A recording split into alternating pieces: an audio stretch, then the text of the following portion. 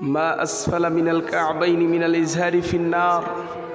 হে যুবক তোমাকে বলছি, হে পুরুষ তোমাকে বলছি, আজকে আমাদের অনেকের মধ্যেই খেয়াল করলে দেখা যায় তারা তাদের পায়জামা বা লুঙ্গিকে টাকনুগিরার নিচে পড়ে স্টাইল করে। কি করে? স্টাইল করে।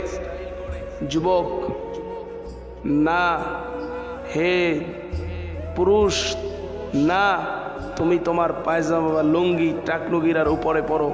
কারণ হাদিসের মধ্যে আল্লাহ রসুল সাল্লাল্লাহু আলাইহি ওয়াসাল্লাম বলেন, যারা টাকনুর নিচে পায়জামা বা লুঙ্গি পরবে তারা দোজখে যাবে।